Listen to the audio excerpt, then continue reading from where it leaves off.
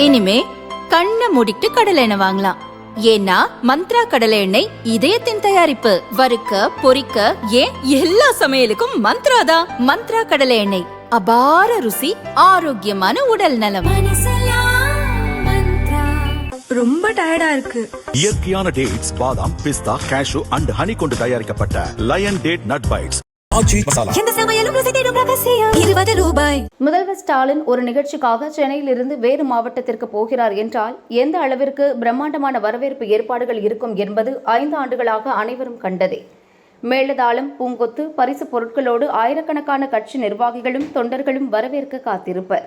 அனைத்து ஊடகங்களிலும் விளம்பரம் கொடுக்கப்படும். அந்த மாவட்ட செயலரும் பொறுப்பு அமைச்சரும் முதல்வர் வருகையை தங்களுக்கு ஆதாயமாக பயன்படுத்திக் கொள்ள பாடுபடுவர். முதல்வர் வந்திருக்கிறார் என்று அந்த மாவட்டத்தில் தெரியாதவர் இல்லாத அளவுக்கு தடபுடலான ஏற்பாடுகள் செய்யப்பட்டிருக்கும். சென்ற 4ஆம் தேதி புதுச்சேரியில் நடந்த பிரச்சார ரோட் ஷோவில் கலந்து கொண்டு அன்று இரவே சென்னை வந்தார் பிரதமர் மோடி. இரவு முழுதும் சென்னையில் தங்கிவிட்டு மறுநாள் மதியம்தான் அவர் டெல்லி புறப்பட்டு சென்றார். ஆனால் அவர் எங்கும் பிரச்சாரம் செய்யவில்லை. காரணம், தமிழக பாஜகவினர் ஏற்பாடு செய்யவில்லை. பிரச்சாரம் ஏன்? ஏர்போர்ட்டில் இருந்து ஹோட்டலுக்கு பிரதமர் வரும் வழியில் வரவேற்பாவது ஏற்பாடு செய்திருக்கலாம். அதை கூட செய்யவில்லை. நாட்டின் பிரதமரே தமிழகத்திற்கு வந்தார். அரை நாளுக்கும் மேலாக தங்கினார். ஆனால் அவர் வந்ததும் தெரியவில்லை, கிளம்பி போனதும் தெரியவில்லை. தமிழக பாஜகவினர் பிரதமரின் வருகையை கட்சியின் வளர்ச்சிக்காக, ஓட்டு சேகரிப்பதற்காக துளியளவும் பயன்படுத்திக் கொள்ளவில்லை. இது பிரதமர் அலுவலகத்தை சேர்ந்தோரை வருத்தப்படும் அளவுக்கு சென்றுள்ளது. பிரதமரை சென்னையில் ஒரு சில இடங்களிலாவது தேர்தல் பிரச்சாரத்திற்கு பயன்படுத்தி இருக்கலாமே என தமிழக பாஜக தலைவர்கள் சிலரிடம் கேட்டபோது, சென்னையின் தீநகர் மற்றும் மயிலாப்பூர் என 2 தொகுதிகளிலும் ரோட் ஷோ நடத்த திட்டமிடப்பட்டது. ஆனால் குறிப்பிட்ட அந்த நாளில் தனக்கு வெளியூரில் பிரச்சார பயண திட்டம் இருக்கிறது என பழனிசாமி திட்டவட்டமாக கூறிவிட்டார். இதனால் ஏற்பாடு செய்ய முடியாமல் போய்விட்டது என்று காரணம் சொல்கின்றனர் சில மூத்த பாஜக தலைவர்கள். பழனிசாமியிடம் பேசி பிரதமர் நிகழ்ச்சிக்கு கூட அவர்களால் வரவழைக்க முடியவில்லை.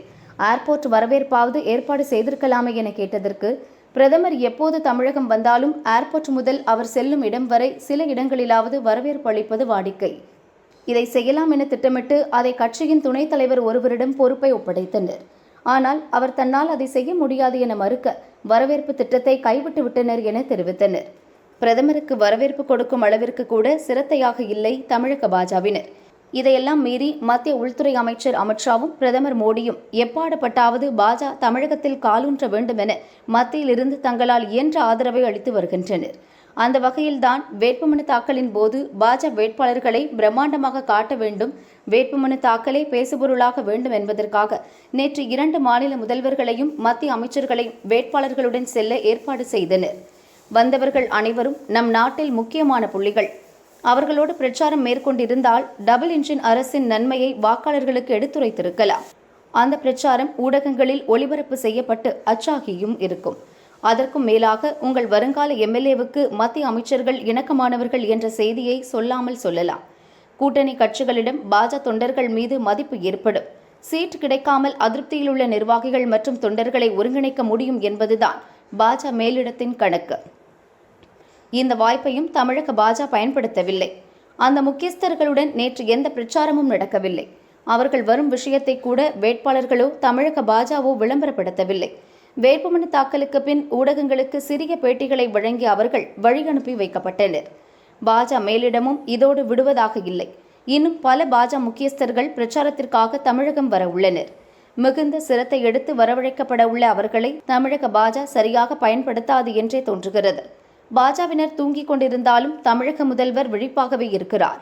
மற்ற மாநில முதல்வர்களும் மத்திய அமைச்சர்களும் வருவதைக் கண்டு தமிழ் மண்ணில் நின்று மும்மொழி கொள்கையை அமல்படுத்துவோம் என மத்திய அமைச்சர்களும் பாஜக ஆளும் மாநிலங்களை சேர்ந்த முதல்வர்களும் பிரச்சாரம் செய்ய தயாரா? நிதி ஒதுக்கீட்டில் தமிழகத்திற்கு தருவது எவ்வளவு, பாஜகவால் ஆளப்படும் செல்ல குழந்தைகள் மாநிலங்களுக்கு தருவது எவ்வளவு என வெளிப்படையாக அறிவிக்க தயாரா?